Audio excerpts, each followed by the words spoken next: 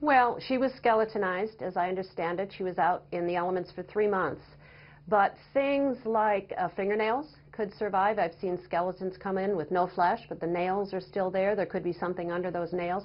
Hair survives a remarkably long time, so there could have been hair recovered.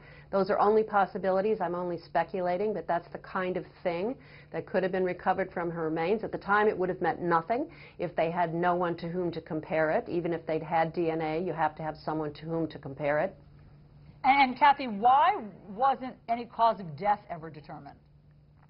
If only bones remain, you can analyze damage to the bones. You can look for bullet entrance holes or exit. You can look at blunt instrument trauma. You can look at sharp wound trauma. You can look at fracturing in a little bone in the neck, which suggests strangulation. If there's none of that present, then you don't have any evidence about what it is that caused the death. It could have been a blow to the belly. It could have been something that only impacted soft tissue.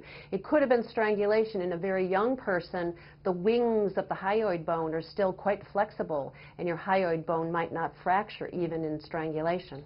Kimberly, I want to bring you in because you believe that the pattern of what police have presented so far points to that of a serial killer. Why? I do. We don't know at this point what evidence prosecutors have linking Matthews to Graham. What we do know is that he was the last person seen with her. What we're learning about Matthews and what is unfolding does not look good. We know back in 2002 he was at least accused of sexual assault. In 2005, he's been linked to kidnapping and sexual assault.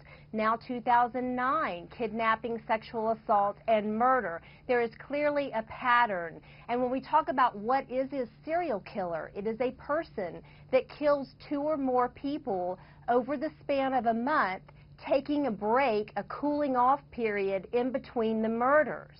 These people typically kill for some sort of psychological gratification, oftentimes simply for the thrill of the kill, but they also have a common pattern in how they attempt or actually carry out their murders, and their victims are also oftentimes common. They have common characteristics. And as we look at what is unfolding in this case, we see these young girls, the ages of 18 to 20, all in the same area of Virginia. They look similar. The circumstances where the girls are lost and maybe looking for help are similar.